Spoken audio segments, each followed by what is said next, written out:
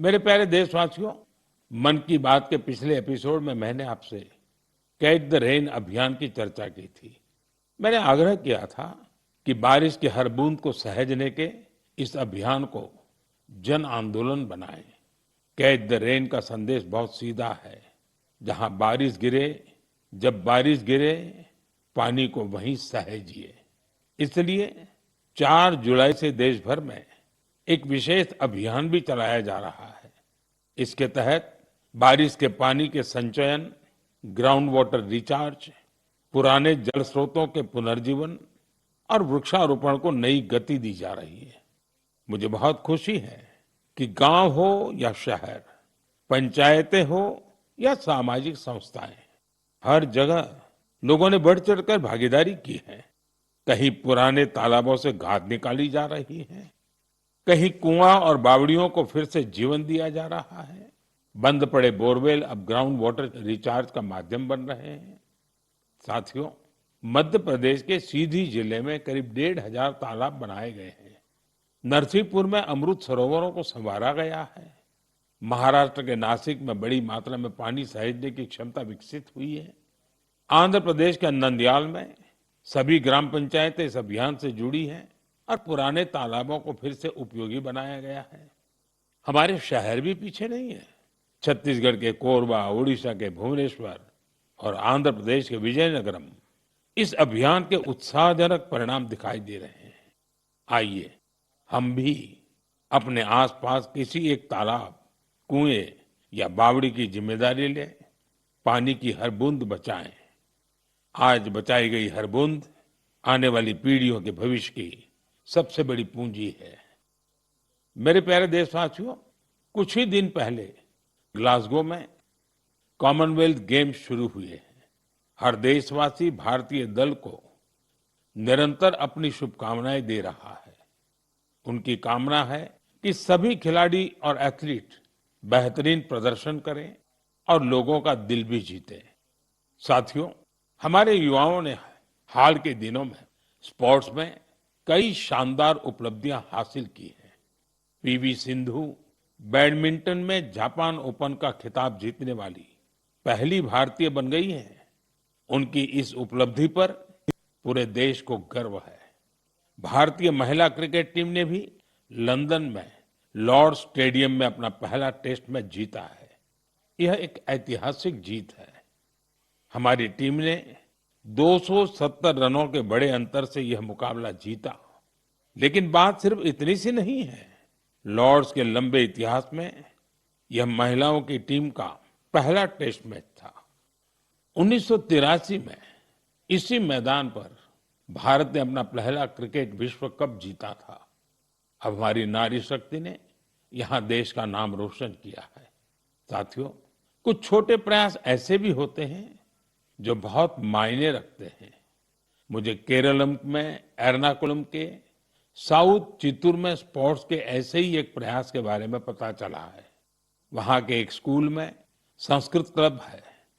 यहाँ के टीचर अभिलाष जी बड़े अनूठे तरीके से संस्कृत को लोकप्रिय बना रहे हैं। इस प्रोजेक्ट को अक्षर कंदुक नाम दिया गया है। इसमें संस्कृत के अक्षरों को फुटबॉल में इस्तेमाल होने वाले शब्दों से जोड़कर आसान तरीके से समझाया जाता है।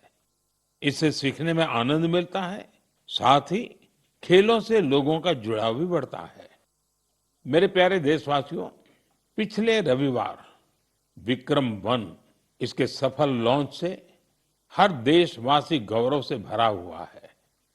हम सभी भारतीय स्पेस सेक्टर के इस ऐतिहासिक क्षण के साक्षी बने। ये प्राइवेट सेक्टर द्वारा विकसित भारत का पहला रॉकेट है। हमारे युवा इनोवेटर्स ने वो कर दिखाया जिसकी कल्पना तक मुश्किल थी। उन्होंने गजब की स्किल, पैशन और पेशेंस दिखाया। लंबे समय तक हमारा स्पेस सेक्टर निजी क्षेत्र के लिए बंद रहा था। इस सेक्टर में रुचि रखने वाले काफी युवाओं को अपनी प्रतिभा दिखाने का अवसर नहीं मिल पा रहा था। युवा हित को देखते हुए हमने स्पेस सेक्टर को प्राइवेट सेक्टर के लिए खोला। आज इसका परिणाम दुनिया देख रही है। साथियों, हमारे युवा साथी साइंस में भी भारत का मस्तक ऊंचा कर रहे हैं। साइंस ओलंपियाड्स दुनिया के सबसे महत्वपूर्ण कंपटीशन में से एक है। इनमें बड़ी संख्या में स्टूडेंट्स हिस्सा लेते हैं। इस महीने फिजिक्स, केमिस्ट्री, बायोलॉजी और मैथमेटिक्स के ओलंपियाड हुए। इन कॉम्पिटिशन्स में भारतीय दल का प्रदर्शन शानदार रहा। फिजिक्स ओलंपियाड में हमारे सभी 5 स्टूडेंट्स ने गोल्ड मेडल जीते और भारत ने पहली रैंक हासिल की। पिछले एक दशक में हुए हर फिजिक्स ओलंपियाड में हमारे देश के स्टूडेंट्स ने गोल्ड या सिल्वर मेडल जरूर जीता है। केमिस्ट्री ओलंपियाड में भी हमारे सभी स्टूडेंट्स ने गोल्ड मेडल जीता। यह अब तक की बेस्ट परफॉर्मेंस रही है। बायोलॉजी ओलंपियाड में भी हमारे सभी स्टूडेंट्स ने मेडल जीते। इनमें एक गोल्ड मेडल भी शामिल है। वहीं मैथमेटिक्स ओलंपियाड में हमारे स्टूडेंट्स ने 2 गोल्ड और 4 सिल्वर मेडल्स अपने नाम किए। मुझे देश की युवा शक्ति पर बहुत गर्व है। यह देखकर खुशी होती है कि भारत में ओलंपियाड्स और हैकेथॉन्स का कल्चर निरंतर बढ़ रहा है। मुझे विश्वास है कि देश के अधिक से अधिक युवा ऐसे फोरम्स में अपना इंटरेस्ट दिखाएंगे और भारत का परचम भी लहराएंगे।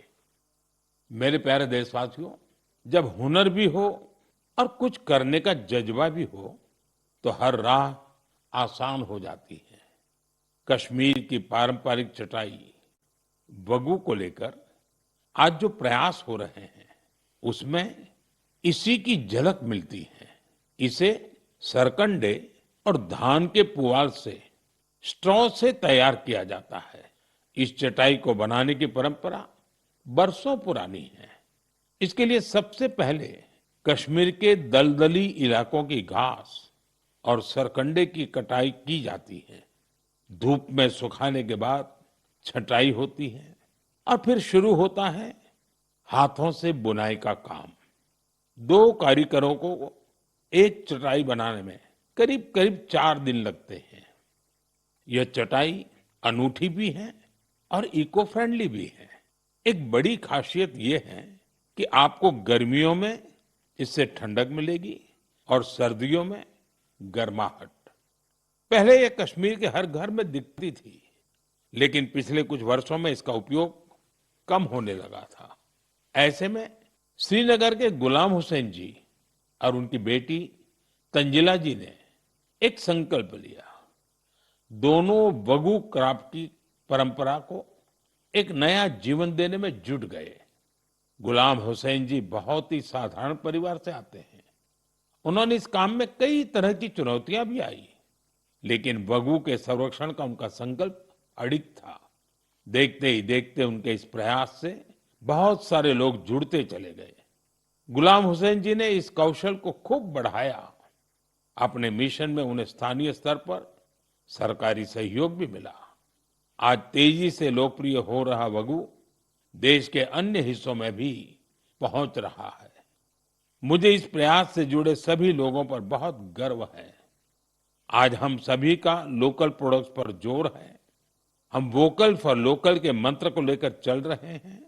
ऐसे में कश्मीर का वगु भी आपके घर का हिस्सा बने, इस पर एक बार जरूर सोचिएगा।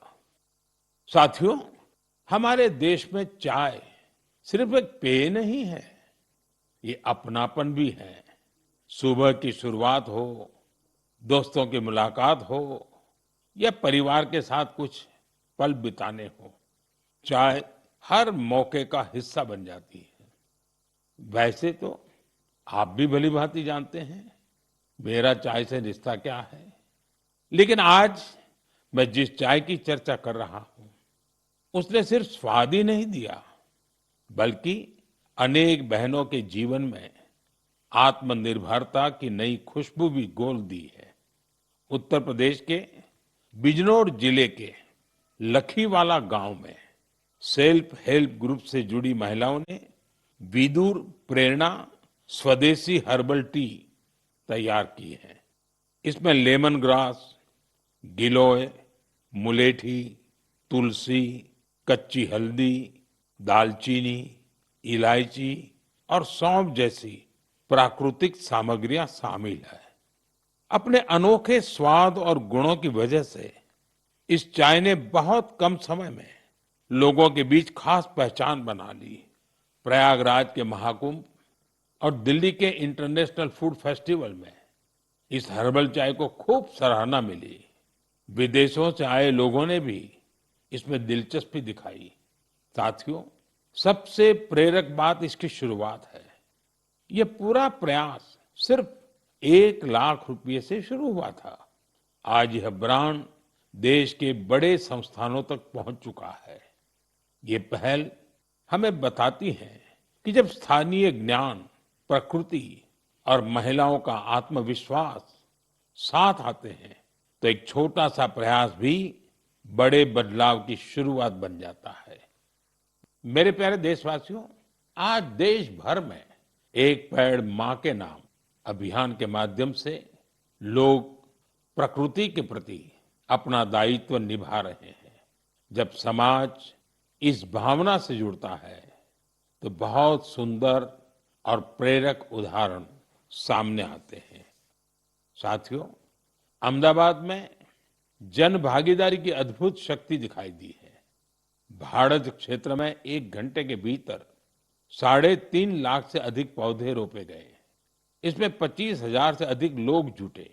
स्कूली बच्चे, एनसीसी कैडेट्स, स्वयंसेवक और आम नागरिक, सभी ने इस अभियान में हिस्सा लिया।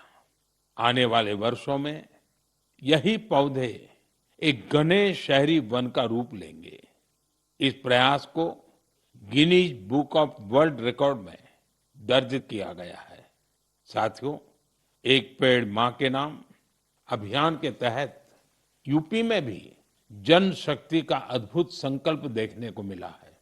वहां एक ही दिन में 12 जुलाई को 35 करोड़ से अधिक पौधे लगाए गए हैं। यूपी का सांसद होने के नाते मेरे लिए ये भी विशेष गर्व की बात है। मेरे प्यारे देशवासियों, पेड़ केवल मनुष्यों के लिए नहीं होते, वे अनगिनत जीवों के घर भी होते हैं। गुजरात के गीर के जंगलों में करीब 60 वर्षों बाद इंडियन ग्रे हॉर्नबिल फिर से बसेरा बना रहा है। ये गीर में बरसों से हो रहे संरक्षण और पुनर्स्थापन के प्रयासों का परिणाम है। हॉर्नबिल को जंगलों का किसान कहा जाता है। ये फल खाते हैं और बीजों को दूर दूर तक पहुंचाते हैं। उन्हीं बीजों से जंगल में नए पेड़ उगते हैं। इस तरह एक पक्षी जंगल को फिर से हरा भरा बनाने में मदद करता है। मैं आप सभी से कहूंगा, हम सभी अपने जीवन के किसी विशेष अवसर को प्रकृति से जरूर जोड़ें। एक पेड़ मां के नाम लगाएं। आज का लगाया एक छोटा सा पौधा आने वाली पीढ़ियों के लिए हरियाली, स्वच्छ हवा और सुंदर भविष्य की विरासत बन सकता है।